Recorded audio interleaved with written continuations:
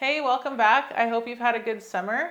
We are just at the beginning of September now, which is always a little bit of a reset time for me. You know, you've got the whole back to school energy going on. So what I'm doing to get organized is focusing on recipes that I can make ahead and keep in the fridge, send them off to school and work. And even though I work from home, it's great for me as well because I'm super busy and stressed in the middle of the day, and it's just really nice to grab something that's already made. And these are all things that don't need to be reheated as well, which is really nice. Also, I've had a pretty indulgent summer, so these are all a little bit on the lighter side, which is nice this time of year as well. First up, we're gonna make my cottage cheese frittata. This is a super hearty and satisfying frittata that's got tons of cottage cheese, tons of potatoes and spinach, and it comes together pretty quickly. It's such a good one. I've made it multiple times recently. And then we're gonna make my shrimp macaroni salad, which is super fresh. It has lemony dill flavors. It's got red peppers and green onions and frozen peas, which is always a favorite. And then we're gonna make some customizable noodle bowls. All of these things are great make ahead packed lunch items. They're also great for meal prep if you're a meal prepper. They're all pretty high in protein and a little bit easy on the waistline as well. My friend Steph had a great idea to write out a shopping list. So I'm gonna put the shopping list for all three of these recipes up on the screen. You can take a screenshot, and I'll also leave the grocery list in the description below. Okay, so let's get started with the cottage cheese frittata.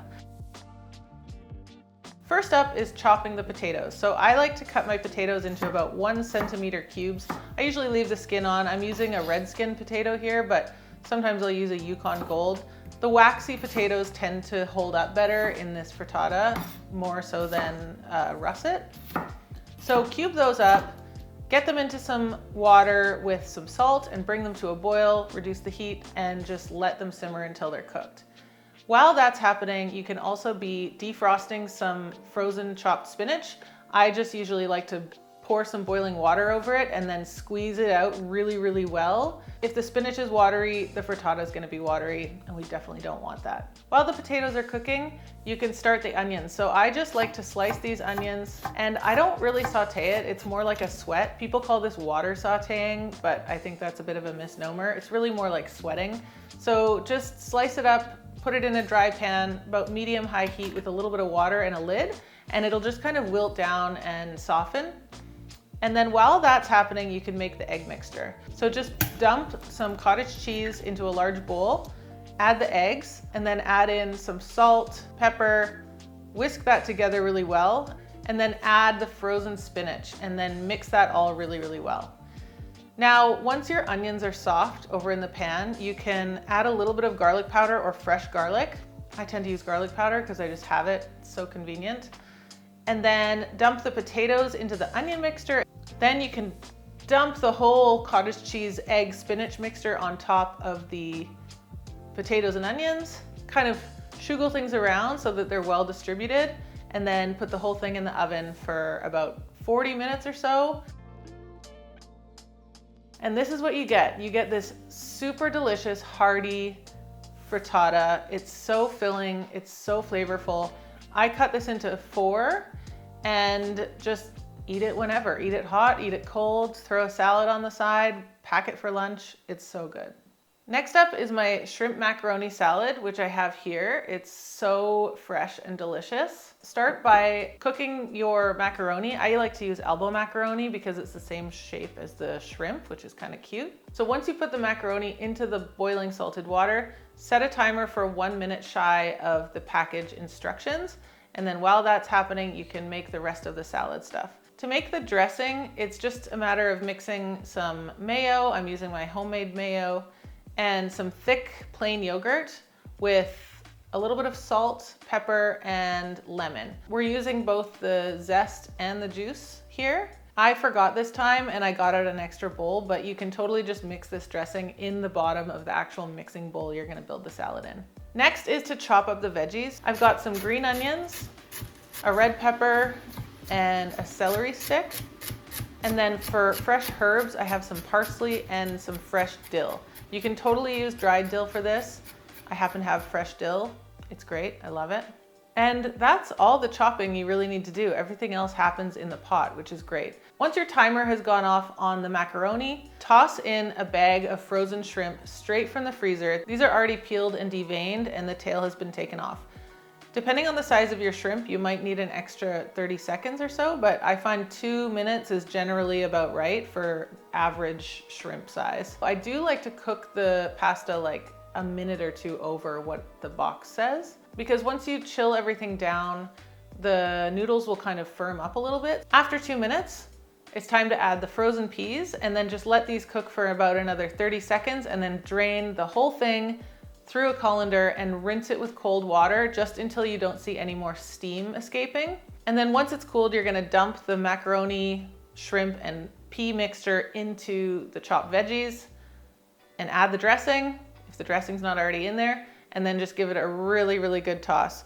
And this is so good. I love this salad. This is the second time I've made it this week. It's definitely a fan favorite around here. Let's give it a try.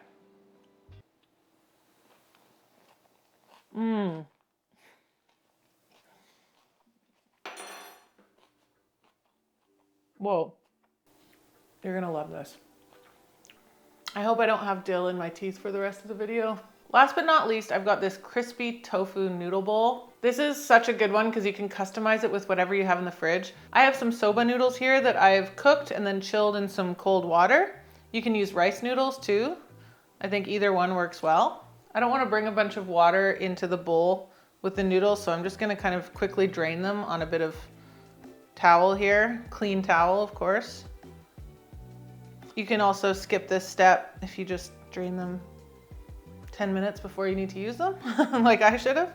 I find that as long as you put the soba noodles in cold water after they're cooked, they tend not to stick together too much. But if you're worried about them sticking together, you can add a little splash of sesame oil, and that adds some nice flavor too. So maybe we'll just add a little drop. Give it a little stir around. Of course, you can be building this directly into a, takeaway container, but it's Saturday, I'm at home, so I'm doing it in a bowl. So I have some cucumber, and I have this cool, well, I don't know how cool it is. It's kind of gimmicky, I guess, this little julienne thingy. Yeah, it's not great. You can also just cut the cucumber by hand. It's probably easier. Yeah, that's okay. And then I've got some carrot as well. I was gonna do the julienne thing, but I think I might just grate it actually. I have some shelled edamame that I've just poured some boiling water over to kind of defrost. If you can't find edamame, I'd probably just leave it out, or you could use peas.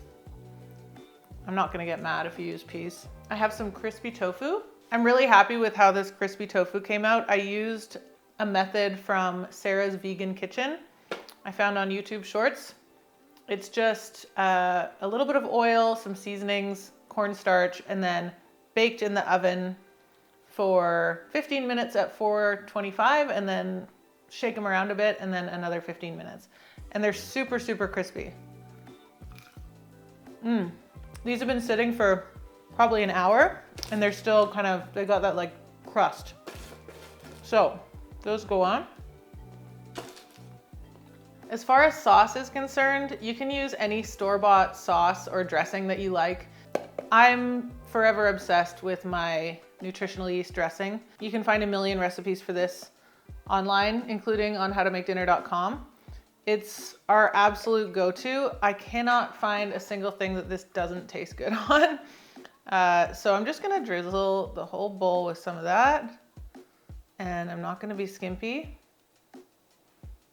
Oh, it's so good. If you haven't started stocking nutritional yeast in your pantry at home, gotta get on that.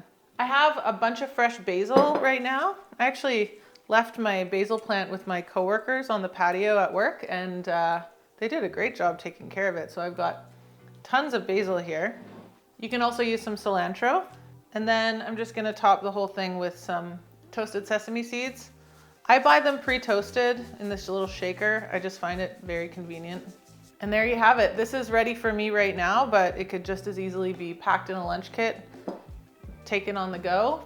It can probably survive in the fridge for at least a few days. I would just put the dressing on the side, put it in a little side cup, full of veggies, full of protein. What more could you want?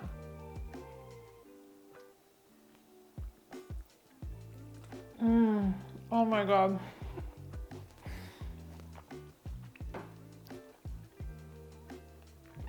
I love this. You have to make this dressing. You have to make these noodle bowls.